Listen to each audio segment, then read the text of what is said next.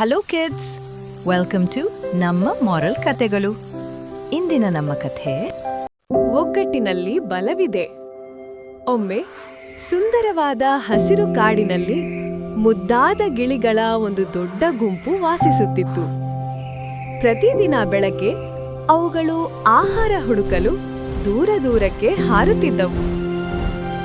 ಆ ಗುಂಪಿನಲ್ಲಿ ಒಬ್ಬ ಜಾಣ ಮುದ್ದಾದ ಅಜ್ಜ ಗಿಳಿ ಕೂಡ ಇದ್ದ. ಎಲ್ಲರೂ ಅವನ ಮಾತನ್ನು ಗೌರವದಿಂದ ಕೇಳುತ್ತಿದ್ದರು.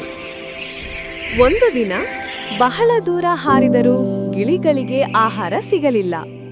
ಅವು ದಣಿದವು, ಕಂಗೆಟ್ಟವು. ಆಗ ಜಾಣ ಅಜ್ಜಗಿಳಿ ಜೋರಾಗಿ, ಮಕ್ಕಳೇ, ಇನ್ನೂ ಸ್ವಲ್ಪ ಮುಂದೆ ಹಾರೋಣ, ಧೈರ್ಯ ಕಳೆದುಕೊಳ್ಳಬೇಡಿ ಎಂದು ಹೇಳಿತು.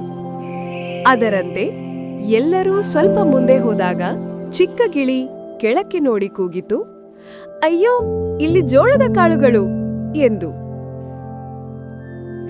ಅದು ತಕ್ಷಣ ನೆಲಕ್ಕಿಳಿಯಿತು. ಉಳಿದ ಗಿಳಿಗಳು ಸಂತೋಷದಿಂದ ಹಿಂಬಾಲಿಸಿದವು. ಆದರೆ ಜಾಣ ಅಜ್ಜಗಿಳಿ ಮರದ ಮೇಲೆ ಕುಳಿತು, ತಡೆ, ಇದು ಅಪಾಯವಾಗಿರಬಹುದು ಎಂದು ಹೇಳಿತು. ಆದರೆ ಹಸಿದ ಗಿಳಿಗಳು ಕೇಳಲಿಲ್ಲ.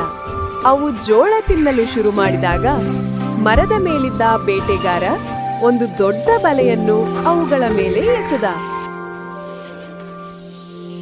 ಎಲ್ಲ ಗಿಳಿಗಳು ಬಲೆಯಲ್ಲಿ ಸಿಕ್ಕಿಬಿದ್ದವು. ಅಯ್ಯೋ, ಈಗ ಏನು ಮಾಡೋದು ಎಂದು ಕಳವಳಪಟ್ಟವು. ಆಗ ಜಾಣ ಅಜ್ಜಗಿಳಿ ಜೋರಾಗಿ, ಎಲ್ಲರೂ ಒಟ್ಟಾಗಿ ಬಲೆಯನ್ನು ಹಿಡಿದು ಒಂದೇ ಸಮಯದಲ್ಲಿ ಹಾರೋಣ, ಒಗ್ಗಟ್ಟಿನಲ್ಲಿ ಬಲವಿದೆ ಎಂದು ಹೇಳಿತು. ಅದರಂತೆ ಎಲ್ಲ ಗಿಳಿಗಳು ಒಟ್ಟಾಗಿ ಹಾರಿದವು. ಬಲೆ ಗಾಳಿಯಲ್ಲಿ ಮೇಲಕ್ಕೆ ಹೋಯಿತು.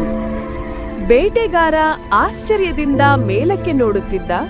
ಅವನು ಗಿಳಿಗಳ ಹಿಂದೆ ಓಡಿದ, ಆದರೆ ಹಿಡಿಯುವುದಕ್ಕೆ ಆಗಲಿಲ್ಲ. ಅಜ್ಜಗಿಳಿ ಎಲ್ಲರನ್ನೂ ತನ್ನ ಸ್ನೇಹಿತ ಇಲಿಯ ಮನೆಗೆ ಕರೆದುಕೊಂಡು ಹೋಯಿತು. ಇಲಿ ತಕ್ಷಣ ಬಲೆಯನ್ನು ಕಚ್ಚಿ ಎಲ್ಲ ಗಿಳಿಗಳನ್ನು ಬಿಡುಗಡೆ ಮಾಡಿತು.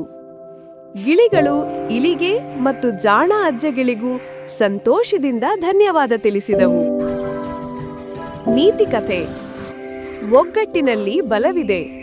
ಅಂದರೆ ಜನರು ಒಟ್ಟಾಗಿ ಸೇರಿ ಕೆಲಸ ಮಾಡಿದರೆ ಅಸಾಧ್ಯವೂ ಸಾಧ್ಯವಾಗುತ್ತದೆ. ಧನ್ಯವಾದಗಳು. ವಿಡಿಯೋ ಇಷ್ಟವಾದರೆ ಲೈಕ್ ಮಾಡಿ, ಹೊಸ ಹೊಸ ಕಥೆಗಳಿಗಾಗಿ ಚಾನೆಲ್ನು ಸಬ್ಸ್ಕ್ರೈಬ್ ಮಾಡಿ. ಮತ್ತೆ ಮುಂದಿನ ಕಥೆಯಲ್ಲಿ ಸಿಗೋಣ.